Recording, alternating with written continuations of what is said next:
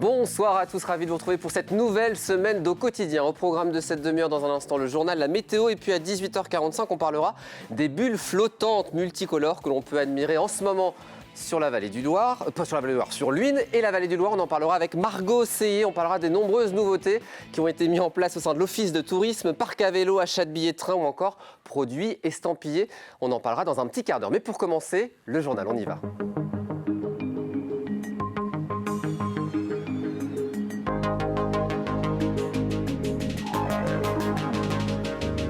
Et le journal est présenté ce soir par Hélène Galliana. Bonsoir Hélène. Bonsoir Aurélien, bonsoir à tous. Au sommaire de ce lundi, le triomphe des Sartois aux 24 heures moto.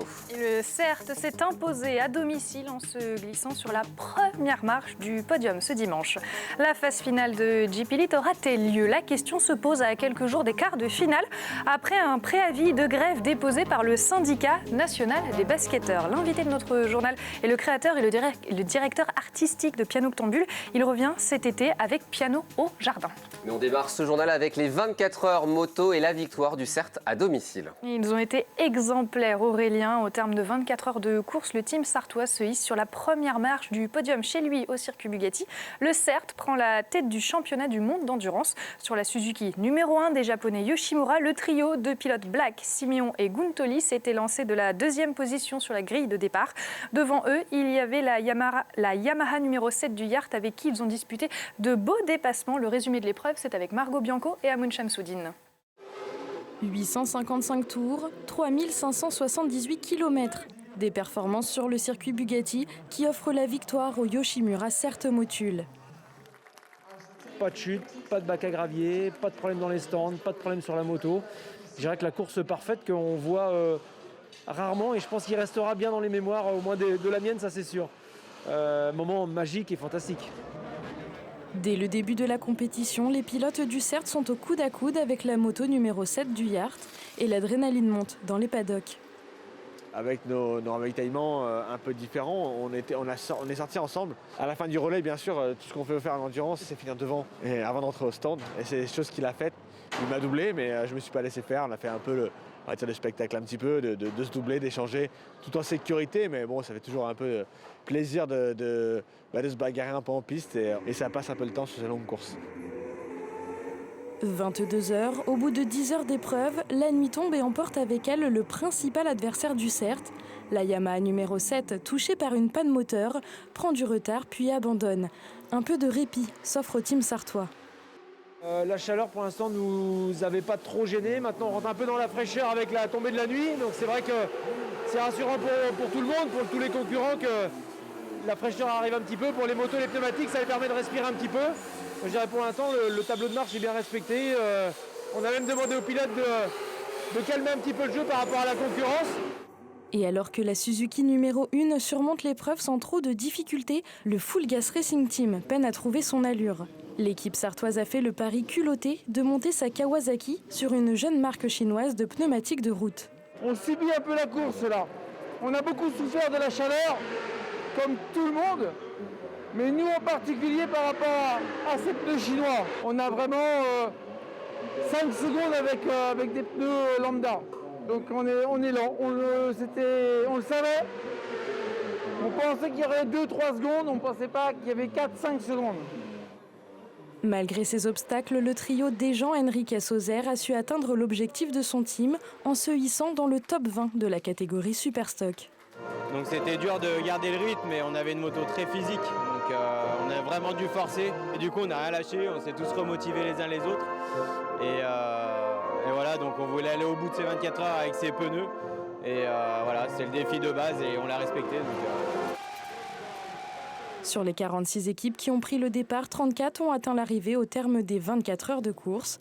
Prochaine étape pour le CERT sartois, en tête du championnat mondial d'endurance, les 12 heures d'Estoril au Portugal le 17 juillet. Et puis Damien Saulnier, que vous venez voir très ému sur ces images, sera l'invité d'Antoine Besson dans Terrain de jeu. C'est juste après, au quotidien La Suite, et il reviendra pour nous justement sur l'émotion de son team durant ces 24 heures de course. Du sport encore avec du basket, Hélène. Ce samedi, les basketteurs ont fait savoir leur intention de boycotter les play-offs. Un préavis de grève a été déposé par le syndicat national des basketteurs, le SNB, à quelques jours des quarts de finale qui se dérouleront les 20 et 21 juin prochains. Les joueurs des 10 premières équipes de Jeep Elite, dont fait partie le MSB, ont été quasi unanimes sur la décision. Je vous propose d'écouter Antoine Eyto, vice-président du SNB et capitale du Mans Start Basket.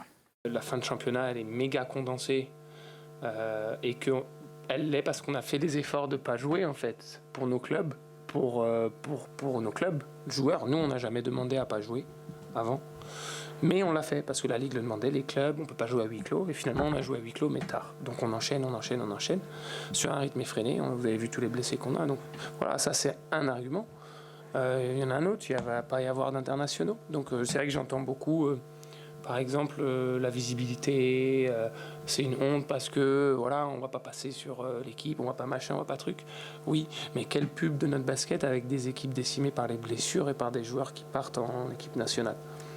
En pleine campagne électorale, une association lance son appel. Et c'est dans une lettre ouverte que cela s'est passé, adressée aux candidats aux élections régionales. L'association citoyenne de lutte contre les déserts médicaux demande la mise en place de mesures concrètes et immédiates. Il dénonce le fait qu'il n'y ait, je cite, rien de révolutionnaire au sujet de la conduite de la santé dans notre région, les Pays de la Loire, si ce n'est que les bonnes vieilles recettes téléguidées depuis Paris depuis 40 ans. Fin de citation.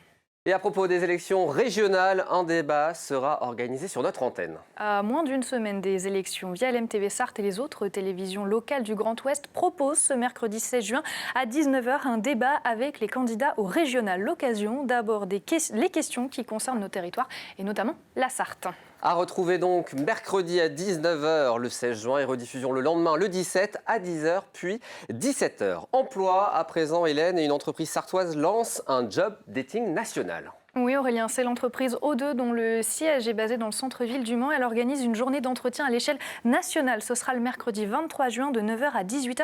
3000 postes en CDI sont à pourvoir immédiatement en France. À l'échelle locale, 255 offres d'emploi sont proposées en région Pays de la Loire. 25 concernent notre département, la Sarthe. Les postes sont assez divers, assistants ménagers, garde d'enfants ou encore jardiniers. Plus d'informations sur leur site internet o2recrute.fr. Un piano au jardin, nouvel événement culturel qui aura lieu cet été. On en parle ce soir avec l'invité du journal, Guillaume Fournier, le directeur artistique de Pianoctambule. Guillaume Fournier, bonsoir. Merci d'être avec nous. C'est un nouveau rendez-vous que vous allez proposer pour cet été. Un piano au jardin, concrètement, c'est quoi ? Comme le nom l'indique, un piano à queue dans un jardin, donc dans le jardin de l'association qui est...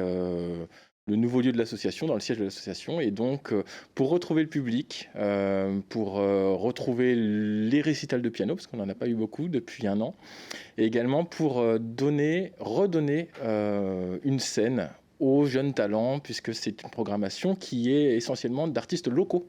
Des artistes locaux, puisque la programmation, ça va se passer du 4 juillet au 29 août. Alors, pour la fête de la musique, vous faites quelque chose aussi. Il y aura qui concrètement ? On pourra voir qui ? Pour la fête de la musique, qui est le 21 juin, nous, on a décidé de mettre nos événements le dimanche. Donc, le dimanche 20 juin, nous faisons une scène ouverte, donc ouverte à tous les amateurs pour retrouver un petit peu l'esprit de la fête de la musique. C'est-à-dire que tout pianiste, professionnel, amateur pourra jouer sur un piano à queue sous un parasol, dans l'herbe, en foulant l'herbe aux pieds et faire plaisir aux gens qui seront présents. On peut accueillir jusqu'à 100 personnes avec des mesures de distanciation, donc une personne par 4 mètres carrés, comme... les recommandations sanitaires obligent. Exactement, tout à fait.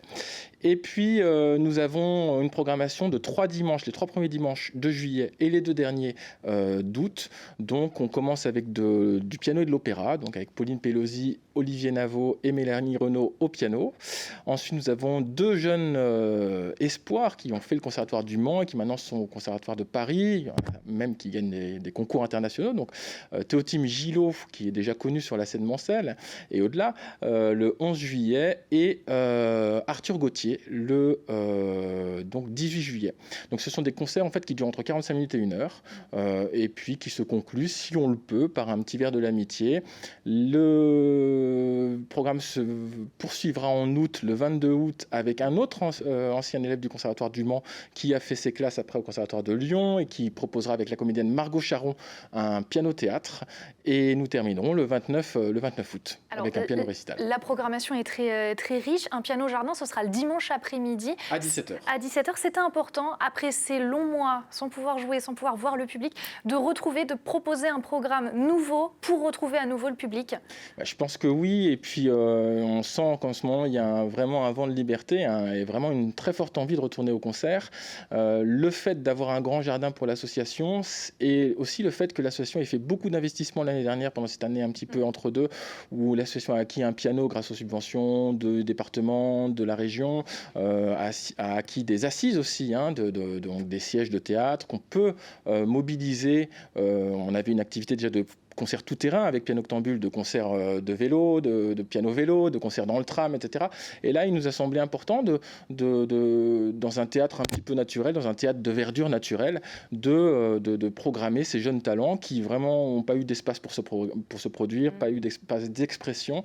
Et puis, je pense que le public aussi a très très envie d'entendre du piano maintenant. Et justement, on a vu les images passer tout à l'heure à l'antenne, le piano dans le tram, les 24 heures piano, ça en est où ces projets-là? Alors, on refait une 5e édition des 24 heures piano en octobre, donc 23 et 24. Donc ça sera donc Jean-Sébastien Bach qui sera à l'honneur avec un open bar, si on prononce à l'allemande.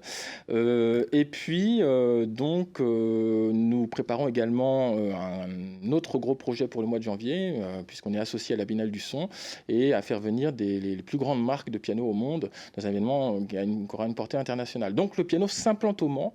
On a vraiment un soutien renforcé.